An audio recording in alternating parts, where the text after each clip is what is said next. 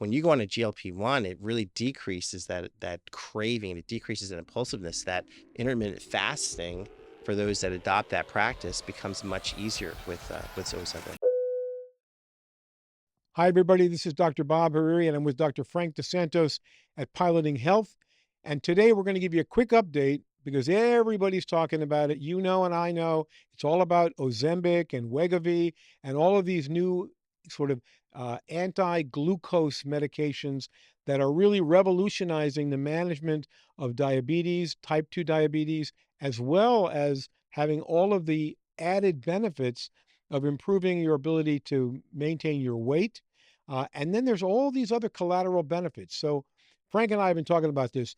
Frank, a lot of your patients come in and they want to know about these medications. What do you tell them?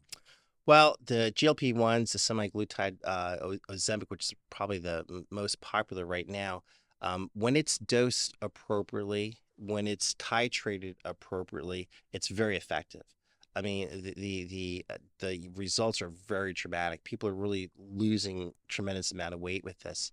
I think the issues that people run into is when they're not in an environment or being prescribed the medication with appropriate dosing, titrating it slowly, following for symptoms, they jump up to really high doses very quickly.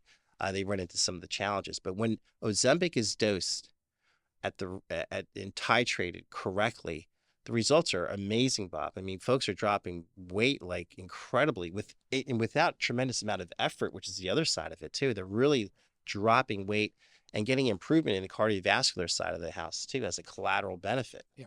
So let's talk about the fundamentals here, right? So these drugs were developed initially to help control the response to glucose, the insulin response to glucose, and help maintain a much more tightly controlled blood sugar. And it's measured over long periods of time with a blood marker called hemoglobin A1C, which is a glycosylated form of hemoglobin. Hemoglobin is the protein that helps our red blood cells carry oxygen. That protein can become sugar coated. We call it glycosylated. And that sugar coated hemoglobin molecule actually tells you how long your blood sugar has been out of control. Now, we know from years and years and years of clinical evidence that long term elevation of blood glucose is associated with all kinds of problems. It's associated with diabetes, obviously, but it's also associated with reduced immune function. It's also associated with increased risk of certain diseases like cancer, Yeah. heart disease, etc. So these drugs, these breakthrough drugs, the semaglutides and the other associated agents like tirzepatide, gained in popularity because as a kind of an unexpected but beneficial side effect was the weight loss. So people who even didn't have out of control blood sugar were going to doctors like yourself and they're saying, "Hey, I really want something to help me control my weight." And they were being prescribed these agents and their effectiveness, as you mentioned, is so high, but also they're very well tolerated and they're very safe.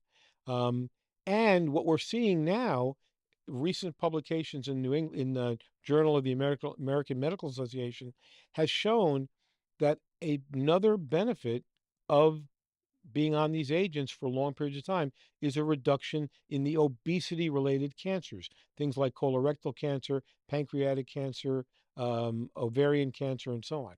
So these may be the wonder drugs of the future. Absolutely. I mean, again, I think you need to ensure that you're with a prescriber that is ensuring that you're on the right dose, that you're being titrated correctly, they're following you for signs and symptoms.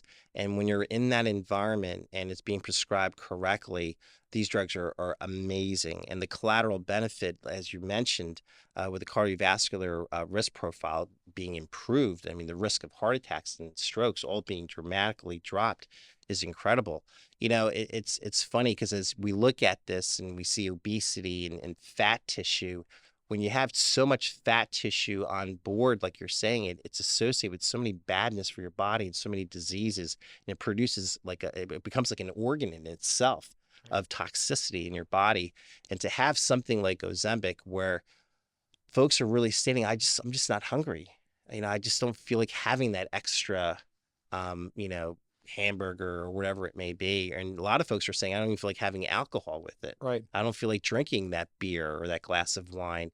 It really decreases your impulsiveness with drinking and eating. And without a whole lot of effort, the weight's just coming off. And people can maintain for a long period of time that control over their appetite. They decrease their overall caloric intake.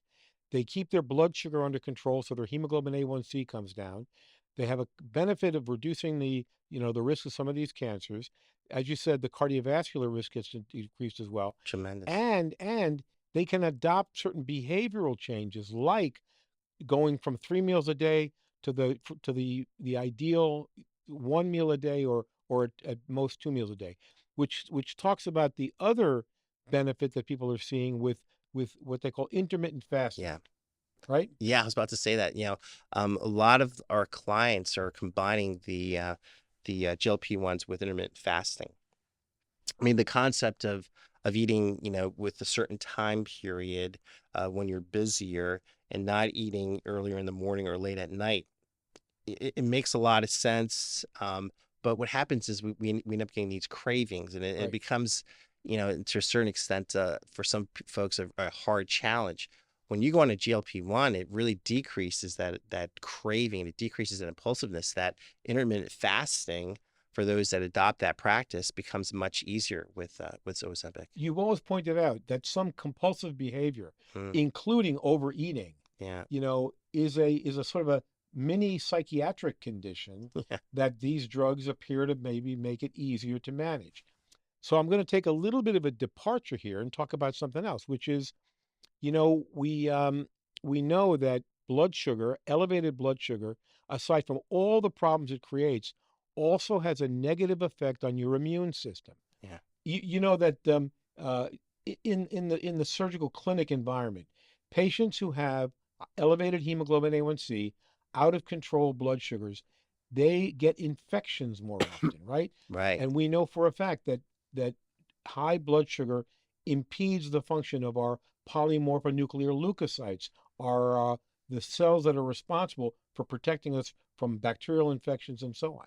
So I'll tell you something interesting, and I wanted to get your concept on this.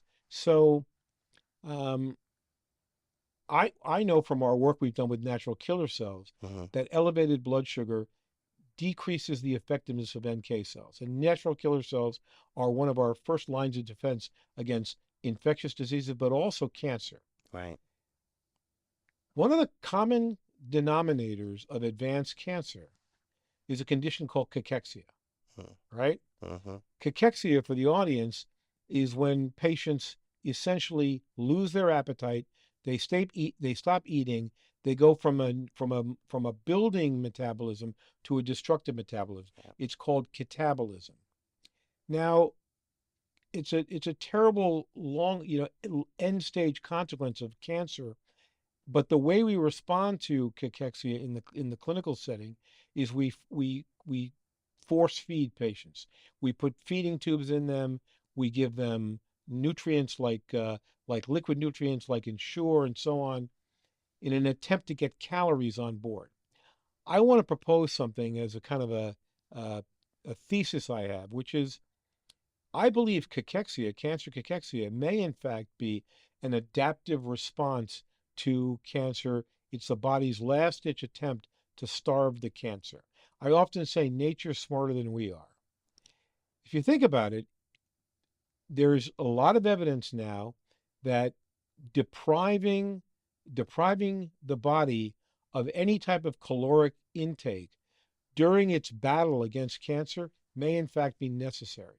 And one of the things which I've noticed, and I'm sure you have as well, end stage cancer patients who are given supplements in order to force calories into them often have a very rapid decline in demise. And so, one of the things we have to look forward in the future is, can we identify a correlation between controlling blood glucose, keeping that well under control, and the ability to mount an immune response against cancer? Yeah, it's really interesting. I mean, it's been proven in mice tests, and the higher your BMI, the more risks you're going to have for cancer, things like that. So just logical, to apply that. Um, I see it often, which is often puzzling to me. Folks, we're in that state, and we end up putting peg tubes and things like that Exactly. to get their high nutritional content up in there, and there's really not always such a great benefit with that. And what do we give them? We give them liquid nutritional supplements Yeah, that are basically glucose cocktails, yeah, you know? And the thought is we're getting calories into these folks, yeah, but the truth of the matter is that actually may be doing more harm than yeah, good. yeah, Cancer is addicted to free glucose, yeah, and cancer takes over your metabolism in order to create free glucose. yeah, So I actually believe, and I often say this, look, nature is smarter than we are.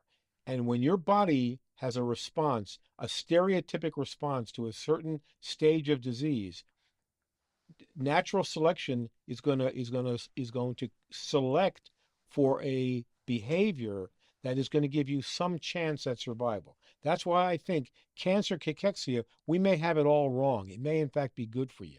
yeah. It's I haven't seen someone get a peg tube and get their high caloric intake so high that they turn around and the cancer goes away. Right, right. That really hasn't happened. So bringing it back full circle, we know that the semaglutides, the tirzepatides, the GLP-1 drugs, which are all the rave now because of their associated benefit of making weight loss easier. Yeah, They're here to stay. I think so. Um, so far, the data indicates that they're quite safe. Yeah. Like you said, they need to be done under a supervised Hmm. kind of program. But as a regimen, as part of a regimen to maintain health, you get the benefits of lowering your hemoglobin A1C, Hmm. you get the benefits of weight loss, and you get all these consequences of maybe reducing your cancer risk and cardiovascular risk. Yeah, absolutely. And an exciting area about this, Bob, that we've talked about is combining this with exosomes, because there are some folks that as they go on the Ozempic, they do get some musculoskeletal wasting a little bit with that. And how exciting would it be where we could inject into an individual exosomes that can help prevent that musculoskeletal wasting? Yeah. So now you have the benefit of the Ozempic with the weight loss, the impulsive cravings, your improved BMI, and in addition to that, super exciting to prevent any kind of musculoskeletal wasting that can occur. So the consequence of any weight loss, whether it is driven by GLP-1s or otherwise, is that unless you pay attention to your muscle mass, you can lose muscle mass as fast as you're losing fat. Right. And so countering that potentially with an exosome product could have some real benefits. I'm with you on that. So for everybody out there, we're big proponents of these GLP-1s. The jury is not out completely, but so far the data looks really, really good, really compelling, that there are tremendous benefits to it. And we'll keep you up to speed and up to date on this as the data continues to be compiled. But in the meantime, I want to thank Dr. Frank DeSantos. Thank And you, again, Bob. I'm Dr. Bob Hariri from Piloting Health. And stay with us as we try and keep you, at the cutting edge of what's happening in healthcare and wellness. Thanks so much.